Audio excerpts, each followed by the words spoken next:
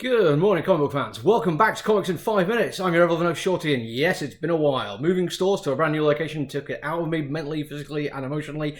I have not been in a fit state of mind to genuinely talk about something I enjoyed. So, rather than bombard you with a whole bunch of reviews this week, I'm just going to do a couple. First of which is going to be a review from last week, but I never got the chance to do it. Mark of Death, Year of the Rat.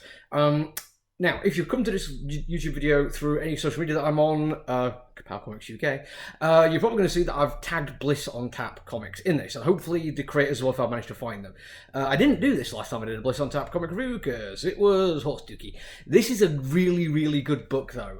It's not perfect, and I am going to tell you straight off the bat, there's a couple of minor little issues which stuck with me throughout. Number one, there's a lot going on in this comic book, like a lot. And even though it is exceptionally good value for money, it is only $6, but like twice the size of most of the comic books that you get charged that for. There's so much going on there that they do have to pack a lot of exposition in there. They do their absolute best to show, not tell, and I don't think there's many occasions where I could point out a bit and be like, that could have been handled better. But there's simply so much going on. It is such a complicated idea in such a complicated world that it does feel a little bit intense at times. Not to the detriment of the story, but to the point you're like, whew. I don't think there's really a solution to it, because they clearly have this really nicely realised world where they have all this stuff they want to do, not all these characters they need to talk about, but the only way to really cut it down is to simplify it, and I don't think that would do it justice either. On terms of artwork, this is top-notch artwork. So many stuff I like about this in particular beats I'm going to come back to later. But in terms of some minor criticisms, they do a couple of double-page spreads. Not single artwork kind of thing, but like just regular panelled kind of things. But they put the guttering sometimes a little bit too close to the spine, which means as you're reading across, as you'd usually do, you'd stop at the middle and go to the next bit and carry on, and then realise, no, wait, hang on, the guttering is slightly off here, I should have gone all the way across.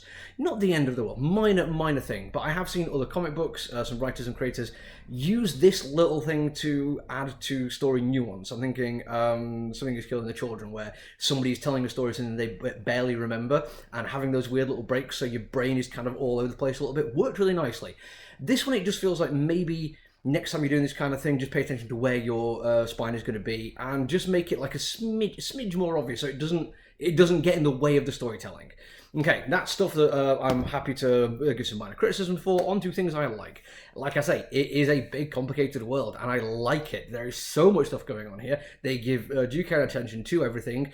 There is foreshadowing that happens nice and early on, and it's not the most subtle foreshadowing. There's nothing that really is like, well, maybe when I go back and reread it from the beginning, there might be some extra that I've missed, but it never also goes into the real obvious Chekhov's gun kind of things, where it's like, oh, this dude's got a thing, so it's going to do the thing later on. It just is like, oh yeah, there is something going on. There is more.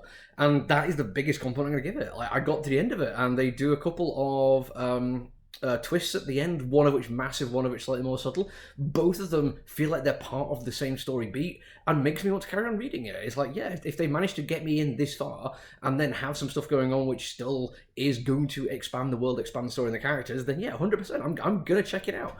Dialogue is solid, characters riff off each other really nicely, there's a nice timing to the conversational stuff, it feels naturalistic and normal. People get annoyed with each other, interrupt each other, it's nice, it's good, it feels 100% like a well-written comic book in terms of what you see on the page. In terms of artwork, one thing they do, which I couldn't think of another example where it's been anywhere close to this good. There's a reason why at multiple points in the story, time freezes for everything apart from one or two other characters are still able to move around the world. To do this, I think I've seen in some of the comics where they literally just take the artwork in the backdrop, recreate it on all the panels, and have other things moving around it. This comic book goes one further than that. It feels like the artist, illustrated by Stephen E. Gordon, has managed to generate in his own head a full 3D model of a still image, and then can draw it from any angle, and it will still look like the exact same thing as a moment frozen in time. It is genuinely impressive. Honestly, the first time it happened, I was like, wait, hang on. How come this hasn't moved? Because this has moved. Then you realise what they're doing, and you just find yourself being drawn into these little artistic details of, is that hand in the right place? Is the hair moving the same way? Is his foot gone to the right angle? And it does. It is 100% fantastically done.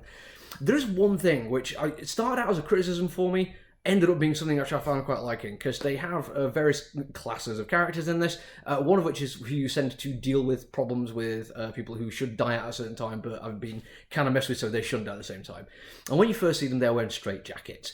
And it's one of those things where it's almost like looking at mentally ill people in a way that criminalizes them. And this whole idea is kind of hook them, and people with mental disabilities or mental issues are far more likely to be victims of crime than perpetrators of crime. But it feels like as you read it, it becomes more a case of this is just the uniform they're wearing. It's to show something off, but when you actually see them in action, they are cool, they're calm, collected, they're absolutely vicious in what they do, and you get more of a sense of these are people who probably would want to or have no compunction against doing harm to others. I'm thinking psychopaths, sociopaths and the like, but have figured out a way that with minimum restrictions on them doing it, they get to do it in really inventive ways and have been told that it's actually a good thing to do it. Yeah, the straitjacket still goes to that criminalisation of people with mental issues, but I think in part of the larger world, it makes certain kind of sense. It might rub you the wrong way, but it's worth knowing that that is in there, and I don't think it should spoil your enjoyment of it. Right, that's it. I've gone over by a minute, but like I said, this is a big comic book. I'm not surprised it took me longer to get through it. I did thoroughly enjoy it. I can't wait for the next one. And keep an eye on social media. Hit the subscribe thing so you don't miss anything else, because I'm hoping to get a bit more back on track with this one, actually start doing videos. Now we're in a brand new location, as you can see, and hopefully a few more reviews will come out this week, but it'll be back to normal by next week, I promise. Until then, look after each other, everyone. Stay safe. Bye.